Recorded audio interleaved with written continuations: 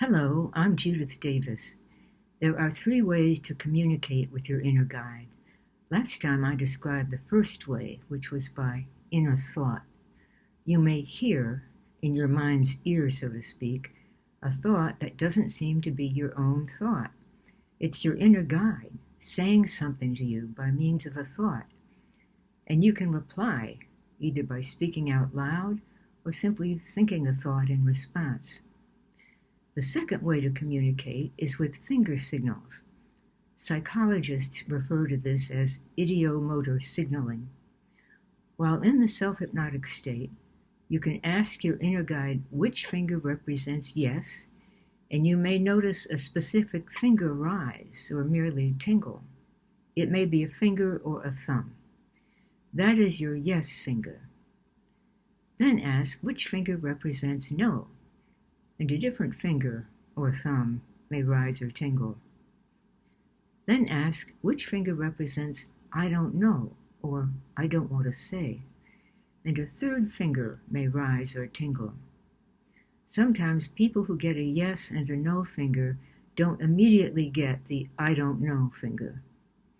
Your inner guide will use these specific fingers to respond to questions that you ask. I'm sometimes asked whether the specific fingers may vary from day to day.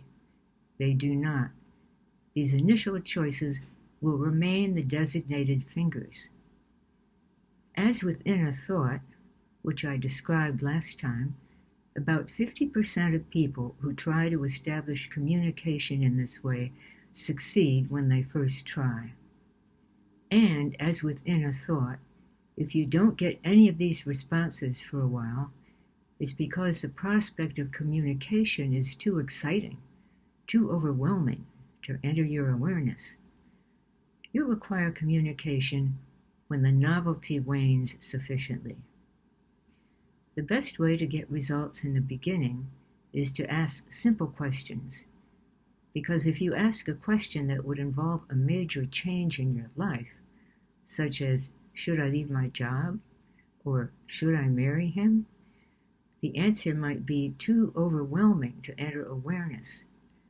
Simple questions might be those where you already know the answer, so that you'll have practice experiencing the responses. For example, should I do my grocery shopping today?